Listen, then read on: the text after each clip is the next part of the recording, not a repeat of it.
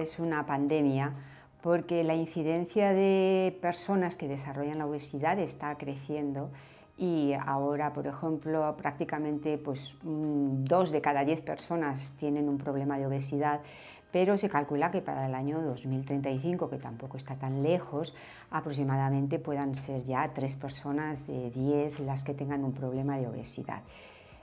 Fundamentalmente la obesidad es una enfermedad de países desarrollados porque tenemos mucha más disposición para los alimentos y sobre todo también para alimentos energéticamente muy densos. Y eso, si se acompaña también con un estilo de vida como el que tenemos, que es un estilo de vida menos activo, con muchas actividades que nos mantienen muy sedentarios, las posibilidades de poder desarrollar obesidad son muy importantes.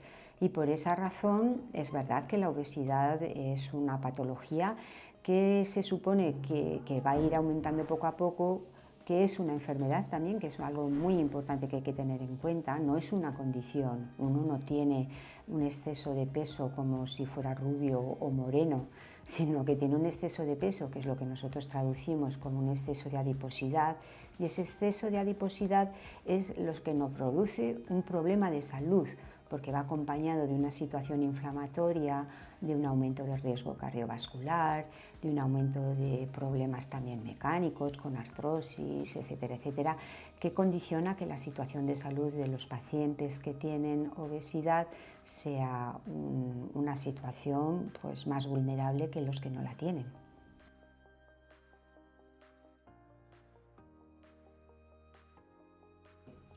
Bueno, eso es muy importante. Lo primero que hay que hacer es recibir al paciente con un gran grado de empatía. Hay que tener en cuenta que los pacientes que llegan a la consulta de obesidad son pacientes que no es el primer abordaje que tienen para controlar su peso. Generalmente son pacientes que han pasado por muchas situaciones de frustración, ¿de acuerdo? Se han sometido a distintos tipos de tratamientos, algunos los han hecho perder peso, pero después de esas pérdidas han tenido también recuperación de peso, están nerviosos porque saben que necesitan perder peso, pero no saben de qué manera perderlo, y son pacientes en los que su situación de peso les afecta muchísimo, no solamente a su situación de salud, sino también emocionalmente. Por lo tanto, hay que demostrar siempre, lo primero que hay que hacer es recibir al paciente de una manera, como digo yo, con los brazos bien abiertos, intentando comprender cuál es su situación. Eso es muy importante.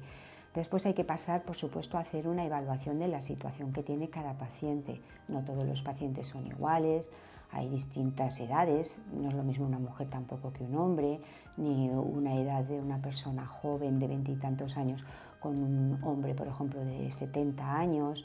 Cada uno tiene sus circunstancias y hay que hacer una evaluación médica de la situación de obesidad que tiene cada paciente y la repercusión que tiene en él, ¿de acuerdo? Y una vez que en principio tenemos una buena comunicación y tenemos los datos, tenemos unas analíticas, podemos saber si metabólicamente ese paciente está bien o metabólicamente ya esa obesidad está produciendo alteraciones. Hay que pasar a discutir con el paciente cuáles son los objetivos del paciente. Hay que tener muy en cuenta qué es lo que el paciente desea, en qué punto se encuentra y cómo le gustaría conseguir ese objetivo, y por nuestra parte cuáles son las herramientas que podemos ofrecerle para que pueda conseguir esos objetivos.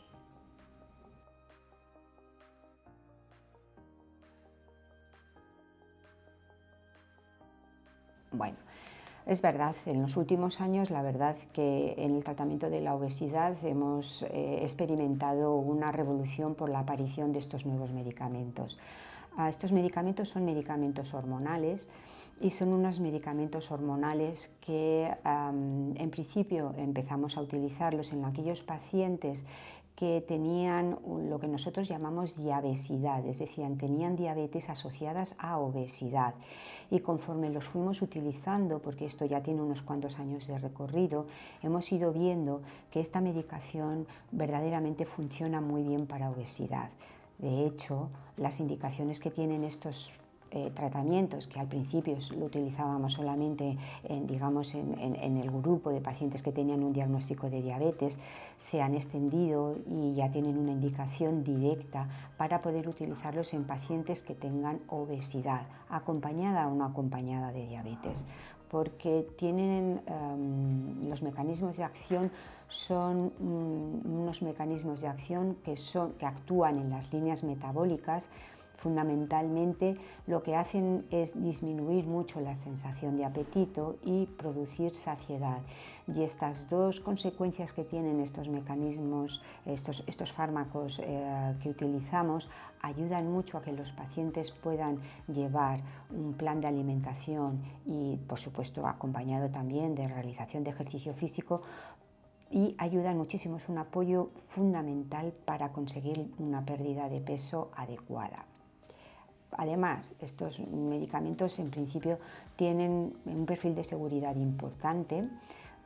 Podemos utilizarlos, como ya digo, en los pacientes con obesidad, aunque no estén acompañados de diabetes, y podemos también utilizarlos en pacientes con un rango de edad muy importante, desde los pacientes que sean jóvenes, incluso dependiendo, en algunos casos también están indicados en edad pediátrica, hasta pacientes también de una edad más avanzada, en la cual los utilizamos también con unas dosis adecuadas.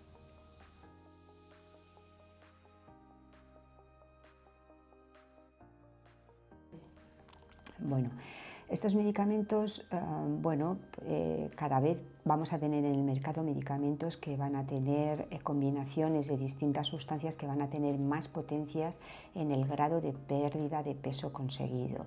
Al principio obteníamos pues, unas pérdidas de peso que podían estar alrededor de un 10%, pero las nuevas combinaciones que las vamos a tener en el mercado inmediatamente van a conseguir que tengamos unas pérdidas de peso muy importantes, casi que podamos llegar a más del 23% de la pérdida de peso, con lo cual hace que la efectividad de la medicación farmacológico para obesidad ya se esté colocando en una situación muy aceptable, con una eficacia bastante elevada.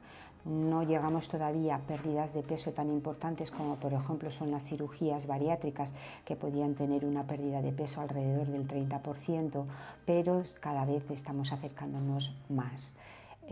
Son medicamentos poco agresivos, generalmente bien tolerados, y como digo, la eficacia cada vez va siendo mejor. Con lo cual esto supone una alternativa al control y al tratamiento de la obesidad muy importante. Quizás estemos en el mejor momento desde hace muchísimo tiempo para poder tratar la obesidad por las herramientas que tenemos, y es una buena noticia de cara a aquellas personas que han tratado de utilizar otro tipo de opciones o de herramientas para perder peso y no han utilizado, por ejemplo, los tratamientos farmacológicos, y quizás estarían indicados. Bien, es verdad que siempre hay que hacer un tratamiento siempre muy personalizado. El paciente tiene que ser siempre estar bajo control médico, que siempre que quiera seguir un tratamiento farmacológico para pérdida de peso, y se debe de realizar siempre de acuerdo a las características y a las circunstancias que tiene cada paciente.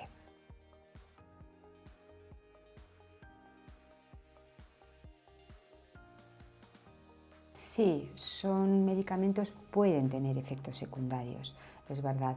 Los efectos secundarios que se presentan son generalmente unos efectos secundarios bastante leves o moderados. Casi siempre suelen ser efectos secundarios gastrointestinales. Se pueden controlar con distinto tipo de medidas, bien ajustando la dosis de los fármacos que estamos utilizando, o bien ajustándose también a un patrón dietético que evite o que modere los efectos secundarios, y generalmente en muy poquitos casos tenemos que retirar la medicación. Siempre hay gente que estos medicamentos pues tienen cierta intolerancia y que no son factibles para poder utilizar en algún porcentaje de personas, pero en un porcentaje muy elevado los pacientes tienen una tolerancia muy alta a este tipo de medicación.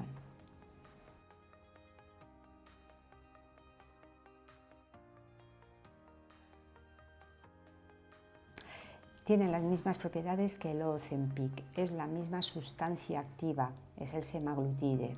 El Wegovy lo que nos viene a aportar es que vamos a poder utilizarlo en unas dosis mayores, superiores a las que teníamos disponibilidad hasta el momento, que teníamos un máximo de semaglutide de 1 miligramo y ahora vamos a poder utilizarlo hasta casi con 2,4 miligramos, con una mayor eficacia, y ciertos pacientes van a poder beneficiarse de poder utilizar dosis más elevadas.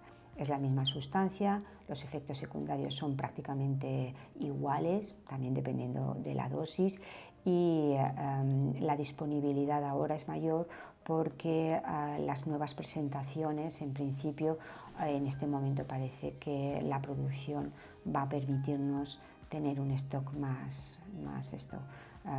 amplio de lo que hemos tenido hasta el momento.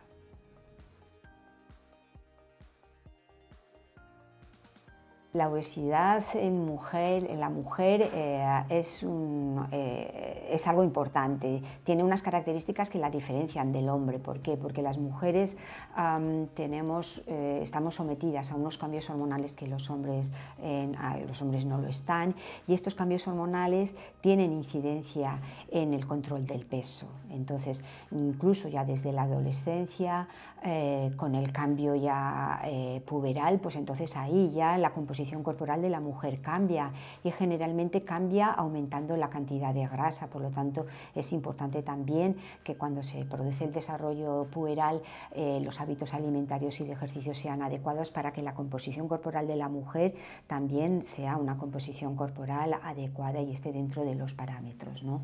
Pero por otra parte también la mujer tenemos dos momentos bastante importantes también que hormonalmente generalmente pueden llevar a desarrollar obesidad, como por ejemplo es el posparto, después de los embarazos, en los que generalmente en algún grupo de mujeres se pueden dar alteraciones hormonales que les predispongan a tener una mayor facilidad para desarrollar una obesidad.